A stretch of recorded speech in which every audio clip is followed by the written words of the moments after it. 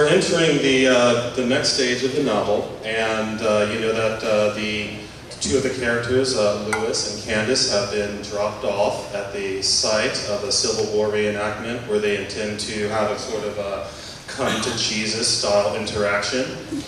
And what this part of the book skips over, though, or what we're skipping over here, is where the book kind of delves into the history of Braggsvil, which is named after John Bragg, who prides himself on being a descendant from the original Oglethorpe 113, I think it was. And they ended up in Braggsvil because they got lost in this haunted wood, and so forever after, all of the white people lived on one side of the haunted wood, and all of the black people live on the other side of the haunted wood. It's not that sad, people. It's called like redlining. We have it today. So. But what this part of the book ends with is a defense of the Confederate flag. And it's about how the Confederate flag has actually nothing to do with race, it's just a Southern pride. And so, I don't know whether to tell you to laugh at that or not. But Darren and Charlie have been at home and they've heard this whole speech about how the flag is nothing but, you know, Southern pride. And meanwhile, Darren's father has gone off to retrieve Candace and Lewis from the grounds of the Civil War reenactment. And that is where the story will pick up next. And was there anything else I should say except a Malaysian in blackface and an Afro wig at a Civil War reenactment? What could go right?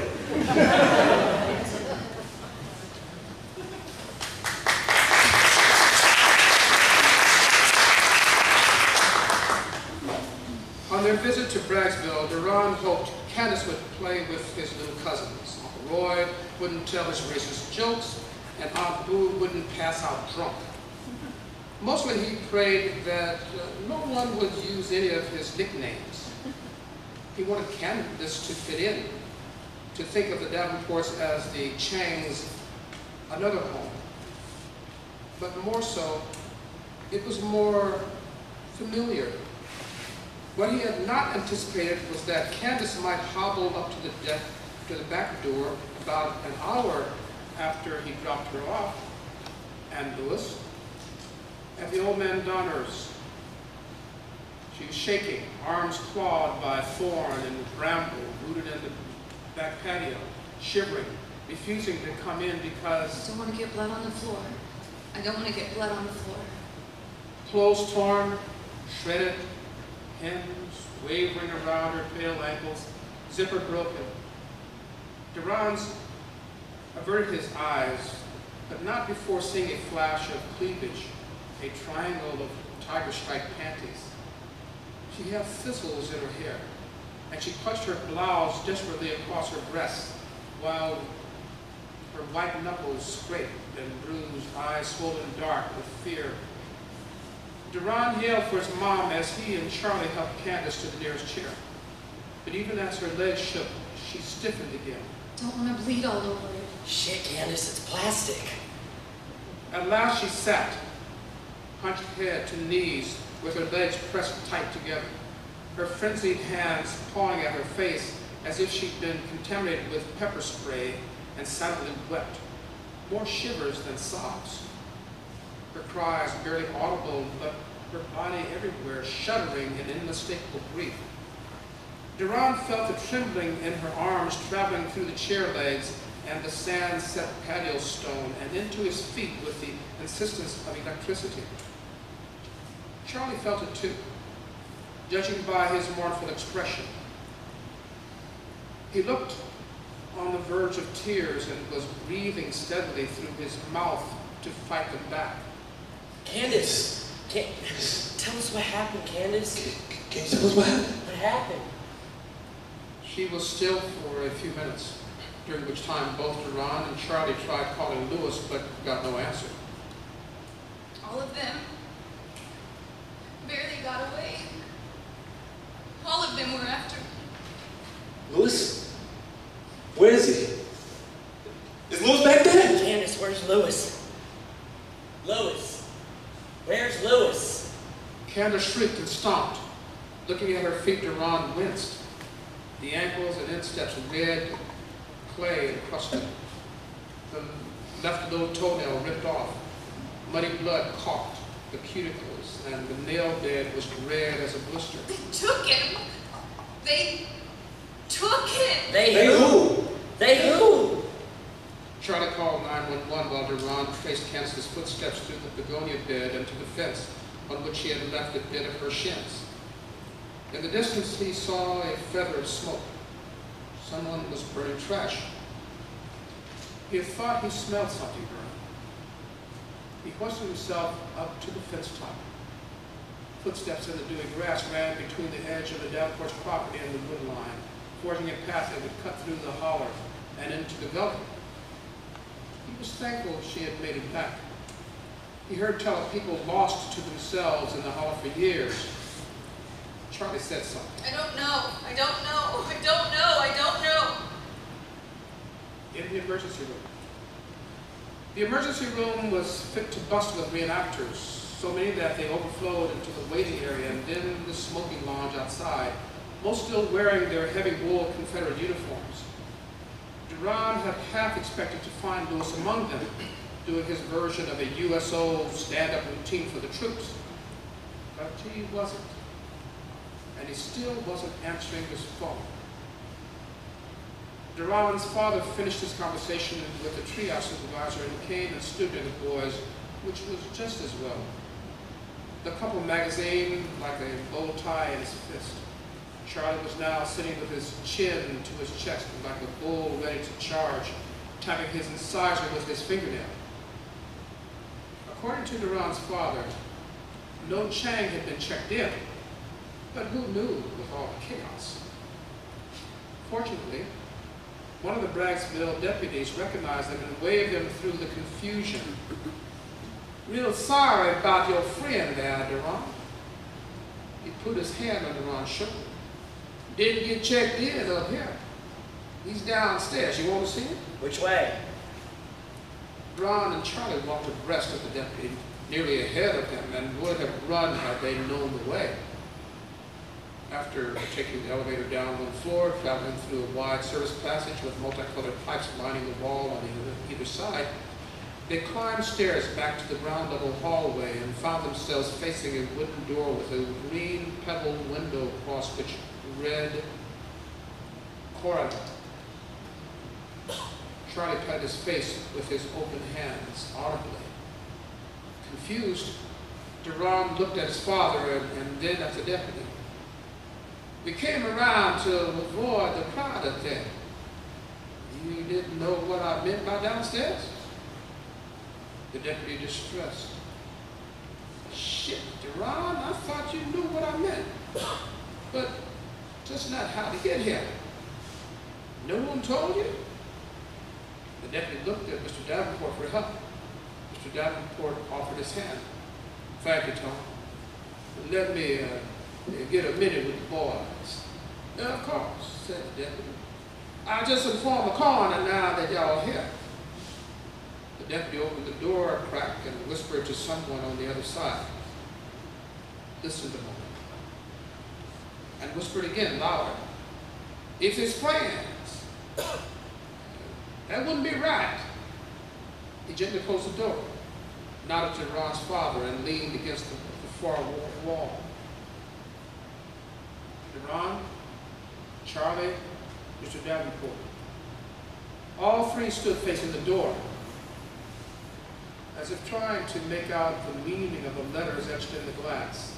C-O-R-O-N-E-R.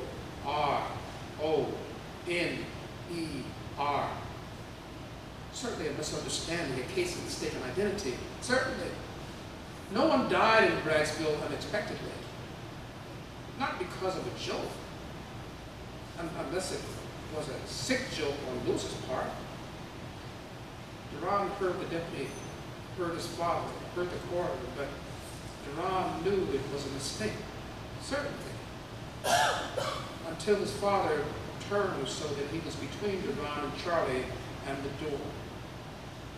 turned with a certain determination, as if to shield them, turned with the resolution of the sentenced, faced Ron and Charlie, palmed their necks, squeezed once, swallowed, nodded as if he had rehearsed this speech, as if he knew beforehand what to expect. And Ron rolled his shoulder back and pulled away from his father, away from the unwelcome awareness that his father had rehearsed this speech, performed this speech in Iraq. Oh, how many times?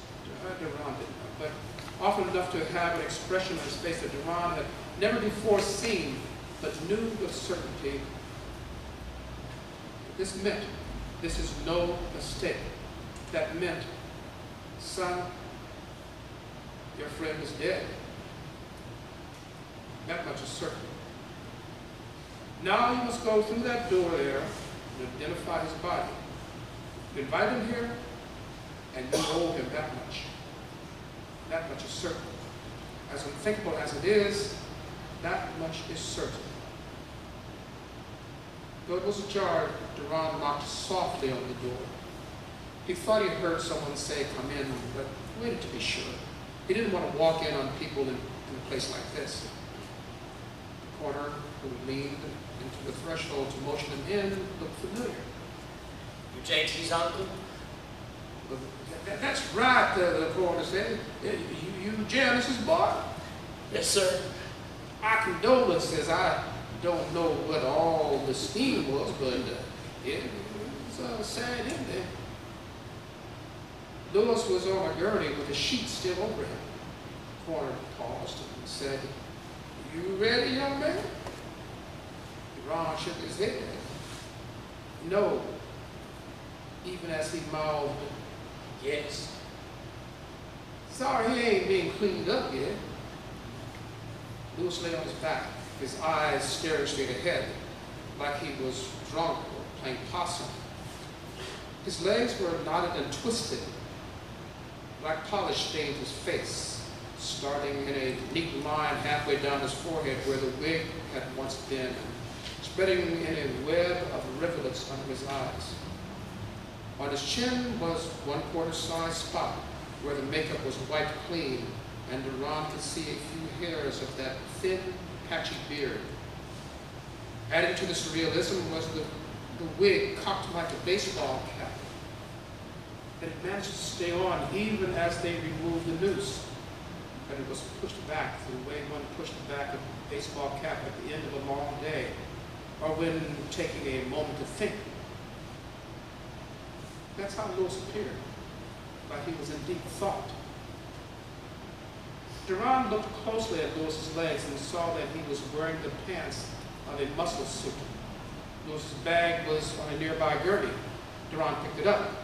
It was now so light, unlike the day they arrived in Atlanta. Don't take that," said the coroner. "Evidence. The rest of the muscle suit is there. The EMT cut him out of the top. They tried to. Seems he'd been gone for a while before they got there. What was he doing out there anyhow? What were a lot of them up to?" Protesting the reenactment? Protest. Isn't that reenactment already a protest? No one pays them 2 cents. Can't get a buffalo nickel out of a donkey's hide. Guess that's gonna change now. Y'all stirred up a mess for Braggsvil. Little wily coyote move, pissing on your own shoes, man. You wouldn't be able to call Braggsvil no more. With a quick nod, he replaced the sheet, jerked it straight so that it gently settled over Lewis's body, the big lump of the wig first, then his legs, the torso last. Interrogation of the 4 little Indians. I'm Candace Chelsea, a sophomore at Berkeley. My ID number is 20A3018S. I'm an anthropology major minoring in public. Young lady, please. I'm Candace Marianne Chelsea. My identification number is 20A3018. 1-8S. I'm a sophomore at UC Berkeley. Young lady, please, I'm only recording this to aid the old knocking. It'll be the same when I meet with the other two. This is informal, miss. Tell me a little about yourself. That always helps to relax. Just talk about what you know.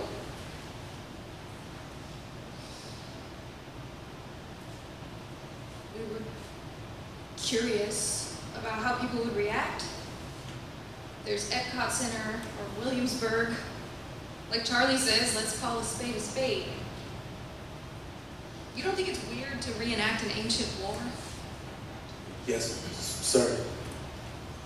My name is Charles Roger Cole, born January 15th, 1994, sir. I'm from New York, but was born in Chicago, specifically Chicago, Braggsvil. I currently reside at 45A Addison Way in Berkeley, California. I'm a sophomore at UC Berkeley. My major is business administration, and my minor is accounting.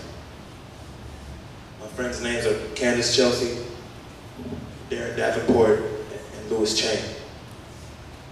The latter now deceased, sir. I understand, sir, that this statement is voluntary and I'm not being charged with a crime, sir. You can't be serious. I'm Deron Little Nate Davenport, and I reside about 5 miles up the way at Gearhart Lane, about 4.5 miles north of Lou Davis's. I was born November 30th, 1992, Braggsvil, Georgia. You drove me out of county because Pa was stationed in Germany. Planned it a month or two ago, but everything changed when the troops arrived. It wasn't supposed to go like this, sir. This wasn't what I reckoned on. It was supposed to be a performative intervention. When Deron told us about the reenactment, what else could we do? The action is known as performative intervention, sir. According to the initial plan, I was supposed to dress like a slave. But then Louis said that would be too obvious. Therefore, too easy, sir. I figured we would just dress like slaves and horse around a bit, videotape it. I didn't think anything could go wrong at home, not like this. So, college boy, you won't explain how this performance protest procedure was supposed to work? Performative intervention, sir. Today's change age is performance instead of picket, sir. Though a picket line is itself a performance, as any scholar will tell you. Some change agents play the roles of pickets, others scabs, others managers, etc. These various roles are all enactments of concretized ideologies. Judith Butler, for example, says, gender is a performance, sir. But how is it supposed to work? What's supposed to happen afterwards? I don't know, sir. Miss, where is that hidden camera you mentioned? We forgot it. Where? At Deron's house. You don't mind me looking on at it, do you, miss? I guess not. Your phone, too. Okay, I guess.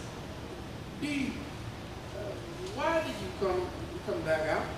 I wasn't going to disobey my father. You know how he gets. Well, I guess he hasn't gotten it enough lately. So, if it wasn't for your father acting as the voice of God given reason, you've been out there too? Was you scheming to string yourself up like the other one? Hadn't reckoned to, Sheriff. Indeed. Now, what I still cannot understand is how this performative intervention is supposed to work. Me neither, Sheriff. Well, how about y'all's other plans? You said first no initial plans. Tell me about the others. The second plan was more provocative. It was Louis's idea to use Charlie as the master. Louis said we should use the veil of ignorance, which meant lynching a white person, ideally a white female. Charlie was like, it's highly possible that might provoke gunfire, and most people, how do you say, would be caught in a double bind because they're ignorant about the veil of ignorance, so it wouldn't work. Charlie was like, it is what it is, they should call a spade a spade.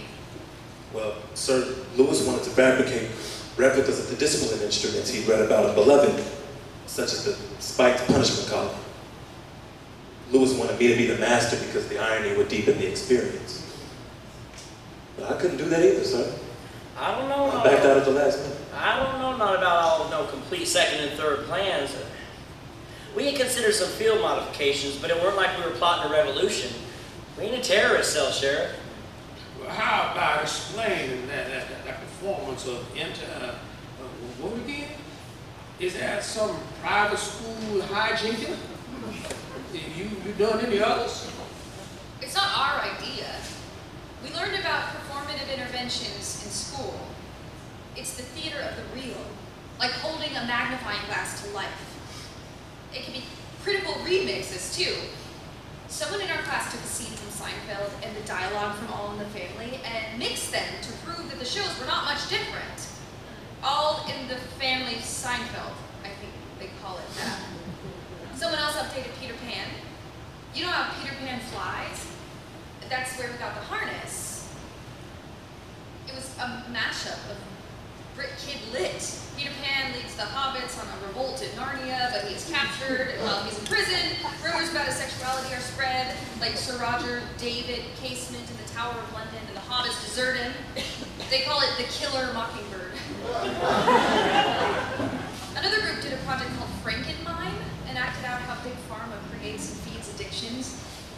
One performance artist lined up 10 kids in white suits with red dots on their butts to truck through communion. Sometimes it's the only way to expose how accepted wisdom reinforces normative middle-class Christian values and sexual mores to our common detriment. According to Judith Butler, even gender is a performance, a real prison for us women. You have to call a spade a spade. Well, so the concept is not our creation. It's a form of 4D art. It's activism. It's the way of the future. No one writes letters anymore. Mass marches are inherently exclusive because access is restricted to geography and mobility, thereby fortifying the enduring social. Instead, performative interventions wherever injustice occurs, whenever it occurs. Social justice meets vaudeville or the troubadour. It's the poetry of performance. Me, you, black, white, it's all an act, sir. An asymmetry they seek to undo. Imagine 1,000 Vershawn. Ashanti Young says even race is a performance, sir. I didn't make it up, Sheriff. It's a theory.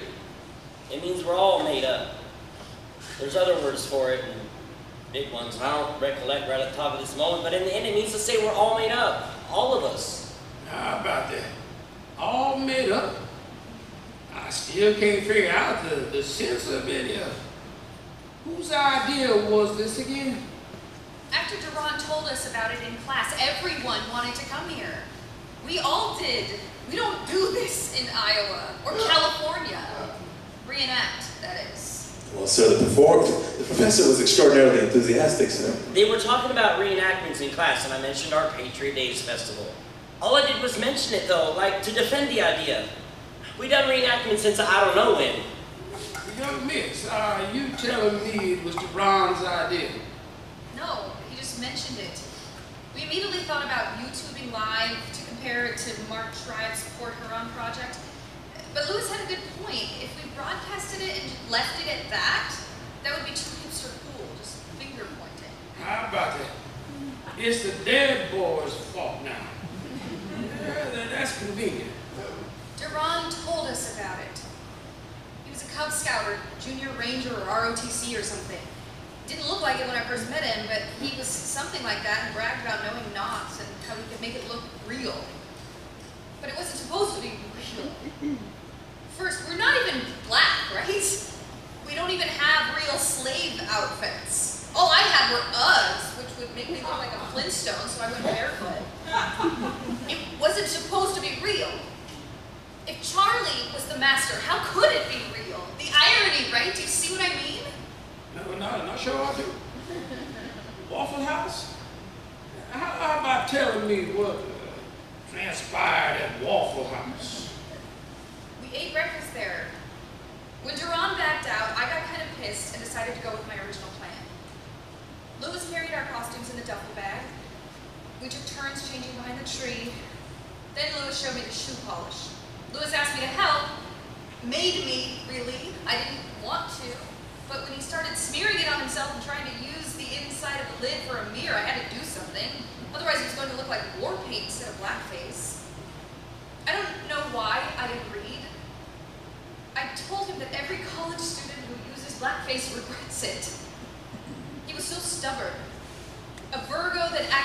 Taurus, he always joked.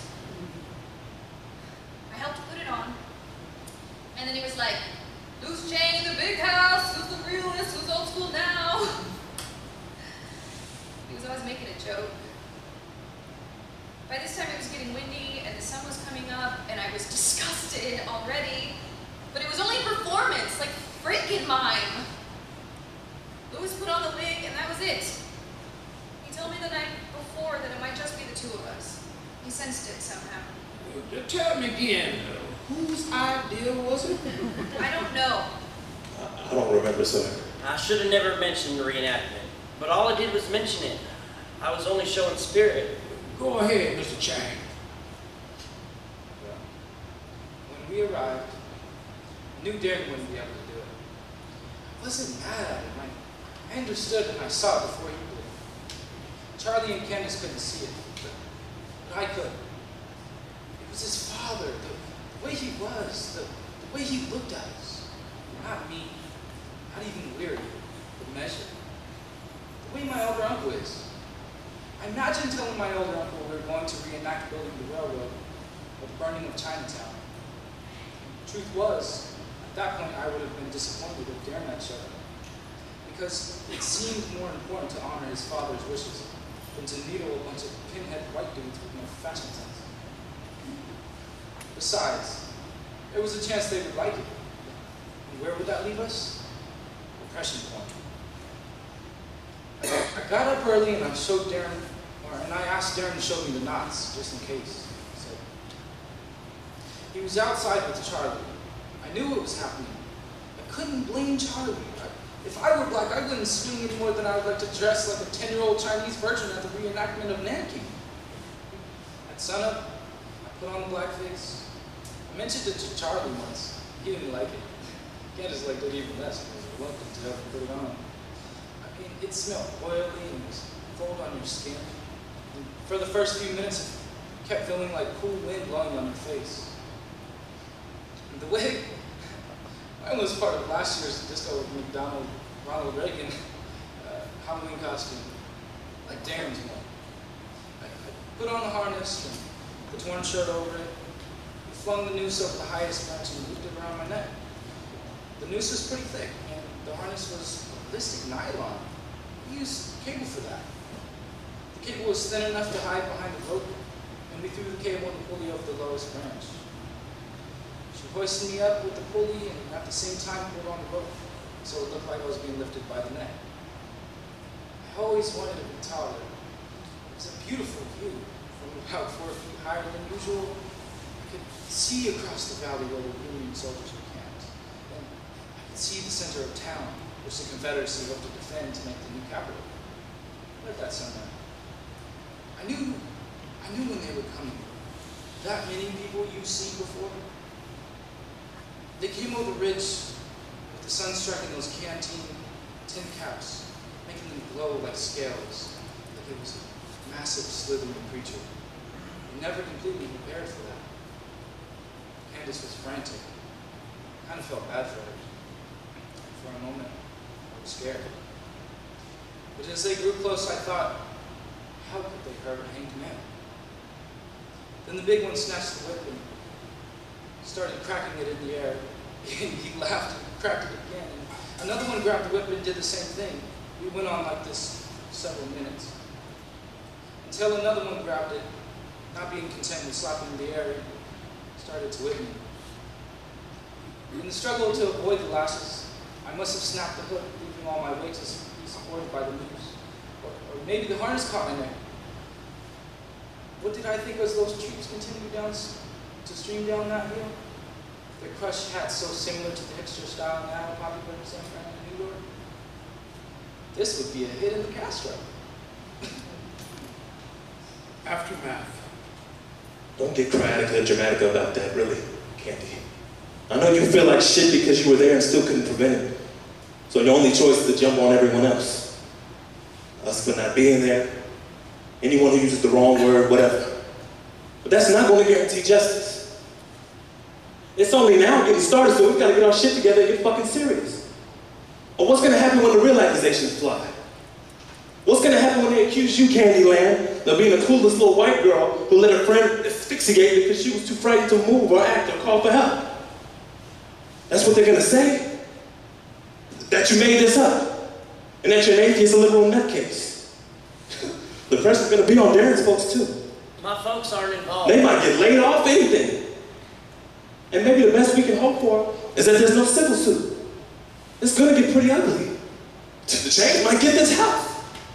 Yours too, Candace. I hadn't thought of that. But we were being ironic when we posted those bumper stickers. Everyone knows we were joking. Everyone who's probably white, a college student at a hella liberal school, and our age. Don't you get it? This never made any fucking sense to anybody but us. There's not as many of us as we fucking thought. Everyone knows we were joking. They could even ask the girls at the Lou Davis cash and copy store. Of course! Independent verification by associate agents of the White Girl Brigade. It's always sunny in Candyland. Don't you get it? Both of you are playing games you can't lose. I should have stayed out of this from the beginning. Should have listened to my father. When he sent me off to that school, he said, do your best, be your best, ignore the ignorant. Sometimes ignorance goes into remission and can be cured. Often it's metastasized like my cancer, and nothing can be done about it. And that's why you have to ignore it. No matter what anybody says to you, racism is white people's problem. They made it. They'll have to fix it. I'm sorry. Me too. Me too. They carried the somber mood to the bedroom, where they argued again. Candace still upset that she had not seen him one last time. Charlie repeating that they should have gone. Duran yelling that he would have gone had Charlie gone, and then the knots would have been tied correctly. So Lewis's death is my fault. And so ends the discussion, for at last they had said aloud their friend's name.